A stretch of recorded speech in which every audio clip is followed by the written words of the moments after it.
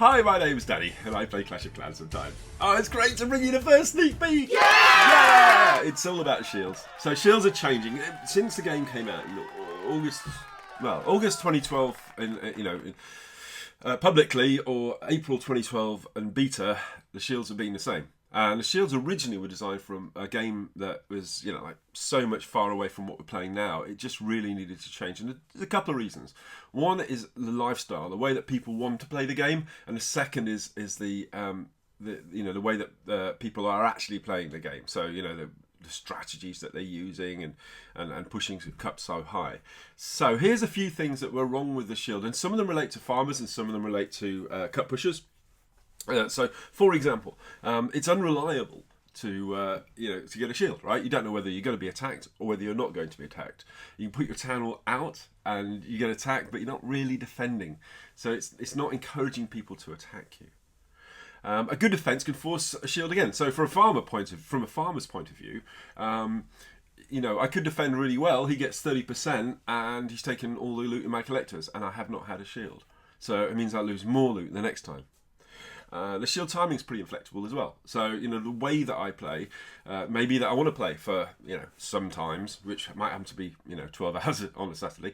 But it means that I because I've got kids, for example, I'm coming on and coming off all the time.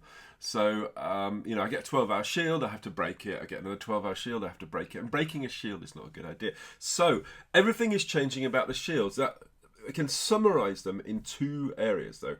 Number one, Town Hall Destruction no longer grants a shield for the defender. You need to put your town halls inside. Number two, attacking while shielded will not break the entire shield, but instead it'll deduct a small amount of it. So you can actually attack while you're shielded. So here's the thing. The percentages of destruction are going down. So a 12-hour shield is given to a defender who sustains at least 30% destruction. A 14-hour shield is given to a defender who sustains 60% destruction at least. And a 16-hour shield is given to a defender who sustains at least 90% destruction. However, no shield is given to the defender if the attacker does not deploy at least 50% of a full army. And that's a full army, not just what's in his camps at the time.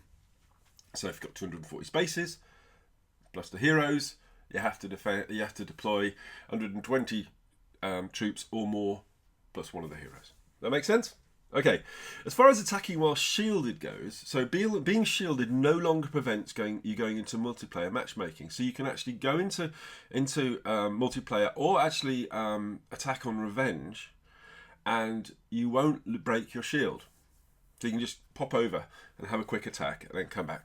The thing is, your shield will go down by a number of hours. Okay? And multiplayer, that only obviously matters if you actually do the attack. So, executing a multiplayer revenge attack while shielded will deduct 3 hours from the remaining shield time. And then additional attacks while shielded will deduct increasing amounts of shield, 4 hours and 5 hours, etc., etc., etc. Numbers may change, but that's the concept. Is the first one is 3 hours, and then it's more and more and more. And there's plenty more changes coming there. There's something coming called the Village Guard, which we'll talk about in the next sneak peek, I believe.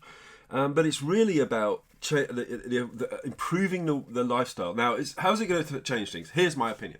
So, if you're a cut pusher up high, it's going to be brilliant, because you're going to have more people out there to attack. Because the problem really high up is that people are putting their shields out.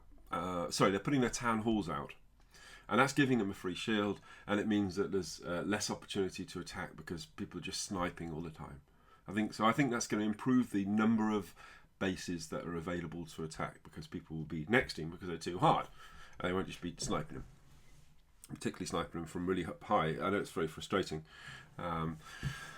Sometimes it's going to affect farmers in two ways. So on the negative side, we won't be able to put our town halls out for a cheap shield.